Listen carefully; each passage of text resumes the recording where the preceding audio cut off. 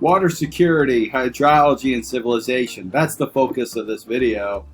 And on this screen, you see a map that was produced by Tetra Tech, a well-respected environmental consulting firm that does a lot of business with the U.S. EPA, as well as state and local governments. Here, the map was produced for the Natural Resources Defense Council as part of a study on water sustainability in the United States. And the areas that are in the dark red, you can see highlighted here, are areas in which water scarcity issues are expected to be extreme or severe by the year 2050. Water is something that we all know is essential for civilization.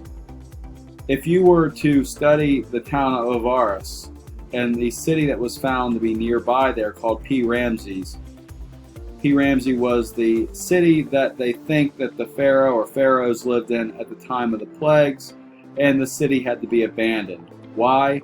Hydrologic changes in the Pelusian branch of the Nile, where the Nile Delta meets the Mediterranean Sea. All the story about the frogs or the toads and the red water are all somewhat explained or have been explained by anthropologists and hydrologists being related to hydrology changes in that branch. So let's talk a little bit about water availability on the planet. If you are an astronaut looking at space or a kid looking at a globe, you see water everywhere. 70% of the Earth is water. But you know as well as I do, right? 97.5% of that water that you see on the Earth's surface is salt water. Only 2.5% of the Earth's water is actually fresh water. And then even among that fresh water, a lot of it's tied up in Antarctica and Greenland.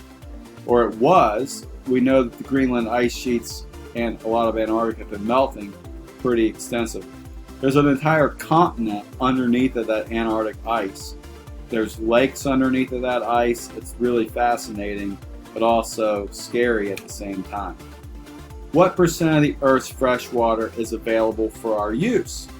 Well, less than 1% of the Earth's fresh water is actually available for use, which is a very insignificant percentage of all the water on the planet when you throw in salt water. A bit more of a breakdown, you can see here's where the majority of the salt water is. So there's 1% tied up in these salt lakes, 96.5% is in our oceans and seas. Fresh water is only 2.5%. Much of that's tied up in glaciers and ice caps and groundwater.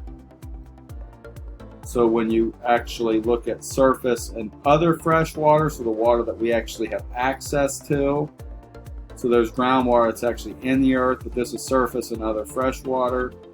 We see that the majority of it's still in ice and snow and lakes, some in the atmosphere, some tied up in living things like plants, and in rivers, streams, marshes, and in soil. These numbers may not be accurate. These saltwater numbers may have increased as glaciers and ice caps have gotten smaller, because this, although it's still published on the USGS website, is all citing a 1993 document. So the moral of the story hasn't changed since 1993, and it's only potentially gotten worse. There's water everywhere, nor a drop to drink. So the Kentuckian Mark Twain, Samuel Clemens, is attributed with saying, "Whiskey is for drinking and water is for fighting." A lot of people assume that whiskey is what causes fights, and it may cause a fair share every now and then. But in the grand scheme of things globally, water wars are already occurring and future ones are likely imminent. You can watch this documentary, Blue Gold, on world water wars and upcoming water wars that are about to begin on YouTube. With respect to some examples, the Nile, which is the lifeblood for Egypt and Sudan and many of these other nations, has policies on it that are dictated by treaties or previous agreements with Egypt and Sudan that says South Sudan or Uganda or Kenya or Ethiopia, none of them can dam up this river, or Egypt can go to war with them. Needless to say, during the Arab Spring, when Egypt was a little more occupied, Ethiopia and its citizens said we need access to some of this water, and dam construction took off, and the Grand Renaissance Dam is, I believe, in place right now. This is something that continues to be in the news, and there's concerns that they can hold water back, although it may have hydropower designated uses. They can hold the water back and use it for agriculture and so forth, which would then take water away from people in Egypt and Sudan who desperately need that water. Globally, we all have learned through world civilization classes and world history classes, Mesopotamia and the Fertile Crescent. It had the Tigris and Euphrates rivers here, ancient Babylon, modern day Baghdad. They all relied on these two rivers. These were kind of the arteries that supplied the blood or the energy, the life to this very dry region of the world. If you were to do a Google search on it just today, August 26th or August 27th, you would see all these stories. One of them, Iraq watches twin rivers dry up. Turkey can launch a water war at any moment whenever it suits. Turkey is potentially cutting off the Euphrates River from Syrian villagers as well as Iraqis. So you can see a lot of instability in that particular part of the world. There's an African proverb that I learned from one of my students and an elder in his community, and the comment was, and the proverb was, when the watering hole runs dry, the animals start to look at each other differently. So you can imagine parts of the world that lack water. If people need water and the only people that have it are groups that Americans may call terrorist organizations, even good people may have to become bedfellows with people that they may not like, because when it comes to their kids, providing food and water for them may be their only option, and they can't leave because there isn't enough food or water to even help get them away from where their current circumstances put them. So from a global security standpoint, these water wars create tremendous amounts of insecurity, and in a nation that's a relatively wealthy nation, insecurity and instability often bring concern. Globally, when we look at the world, we also see this region here that I'm kind of circling. Some people call it the third pole. The third pole. So the North Pole, the South Pole, and the third pole, known for all the snow and ice tied up in these Himalayan mountains. These big dots from a recent research publication show areas where ice is melting between 0.5% to 1% per year. These red dots represent population centers with over 1 million citizens. Some have even 5 or 10 million in them. This represents India. This represents China. They're the most populous parts of the world.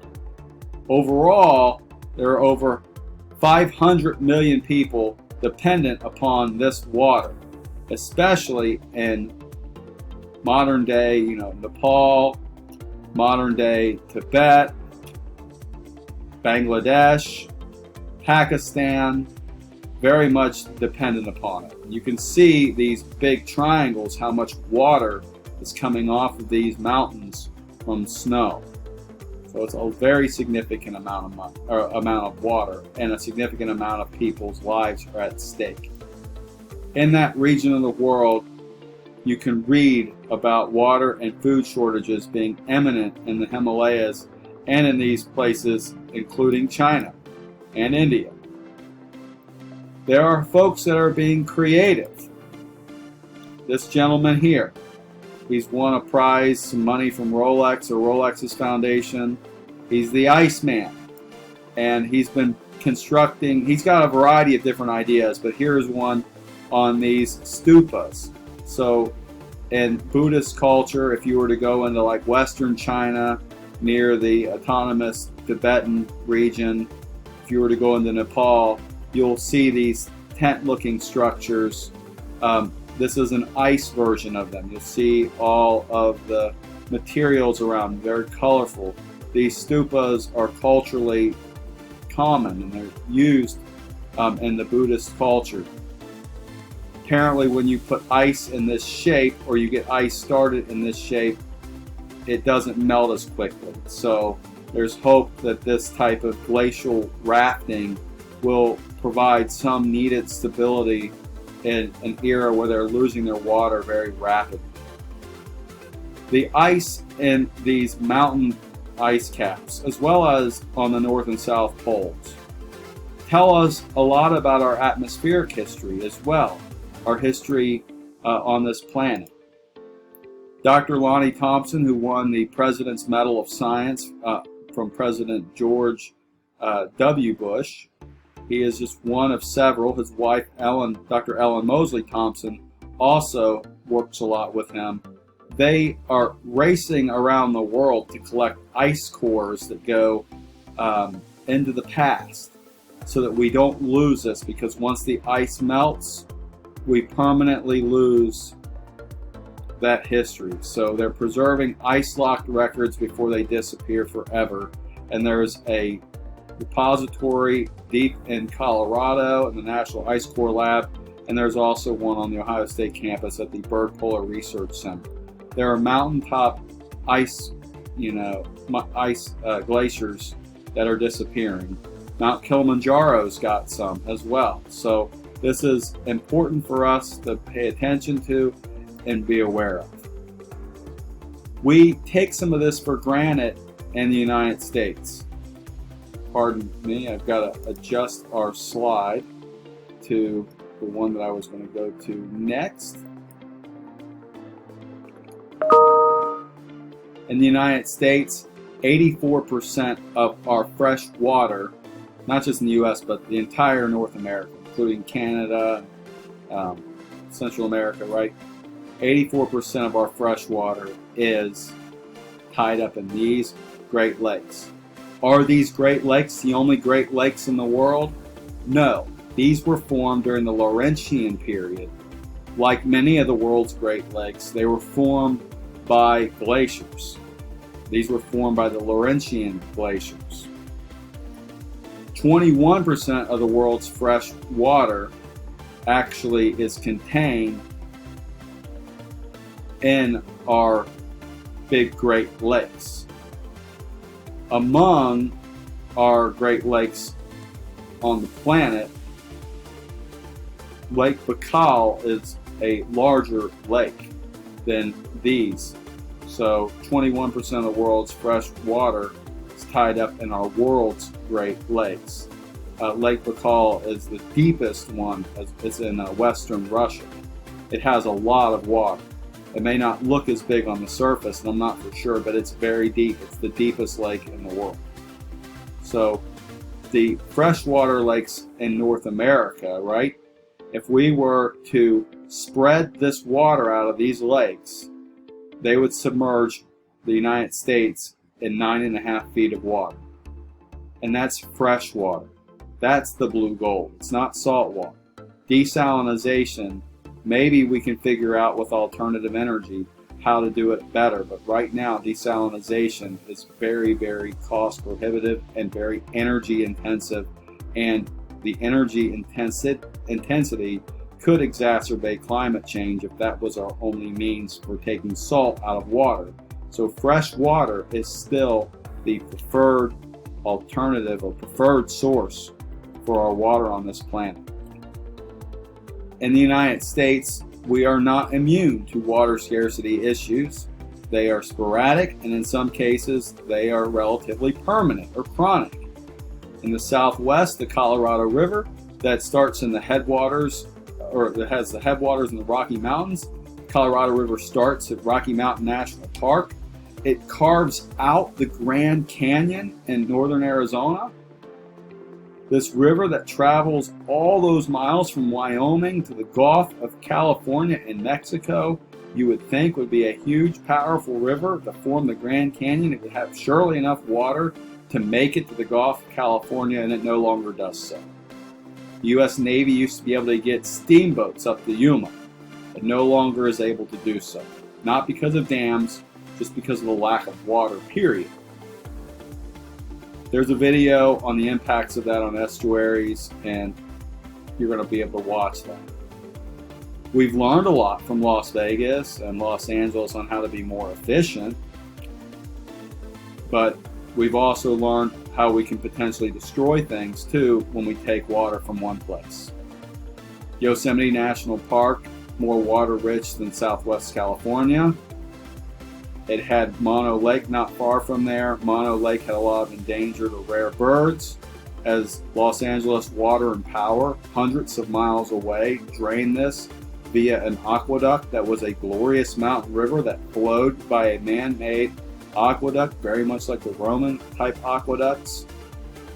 That water drained Mono Lake to provide LA with water. Once the lake was drained, or as it was getting drained, environmental groups fought to try to save the lake because an isthmus had formed that connected to the island where the birds lived that allowed predators to get to the birds, and several species were threatened. So one of their landmark environmental law cases involved Mono Lake. There are concerns in parts of the United States that, I don't know, some people argue whether or not the concerns are legitimate or not, but it always gets discussed about piping the Great Lakes water to the southwest. The Canadians also have access to it. Some people say it's not feasible. You can read up on it if you wish, but needless to say, people do think that it is a potential thing that may come up in the future. People in the Southwest, though, love their water, but when they don't get their water, believe it or not, these are first world problems. You can actually get your brown lawn turned green without water through using paint, and apparently golf courses do that, so you can actually have your brown lawn painted green. It's a first world problem. In the eastern United States, we've had water shortages as well. Several years ago, Atlanta had major water shortages. Lake Lanier, Lake Allatoona were going dry. People couldn't boat there, they couldn't fish there. People wanted the Army Corps of Engineers. Lake Lanier is a flood control lake on the Chattahoochee River. The river flows out of Georgia into Alabama. Alabama needs the water for their hydroelectric dams and their drinking water and their wastewater plants on the Chattahoochee. They were upset that the Army Corps of Engineers was letting water out of the dam. Georgians were upset that the U.S. Army Corps of Engineers would let that water out, saying, hold it all back, we need it all in Georgia. But these rivers cross boundaries, and that can sometimes cause interstate conflict. Not to continue to further the doom and gloom, but this is the truth of the matter. There are parts of the western United States where we've seen some increases in the Ogallala Aquifer, and there are a lot of places where we've seen declines. We're going to discuss aquifers more. They're not like open caverns or caves. They're like water stored in the pore space in the ground.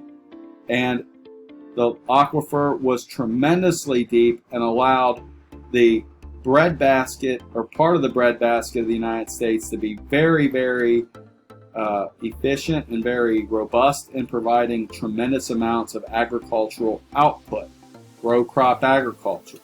You can see over 150 feet declines in Kansas, West Texas, and this aquifer. There's a video I'll have you guys watch about some family in western Kansas. The aquifer is named after the Sioux tribe. It means to scatter or scatter one's own. The aquifer means a lot to agriculture in this part of the world. Without it, the U.S. agriculture in this part of the world is not very strong. So I'm going to have you guys watch those videos before we get into video 3. So I'm going to give you guys the Colorado River video and the Ogallala Aquifer video, and there'll be some questions on those, and I'm going to stop the video here.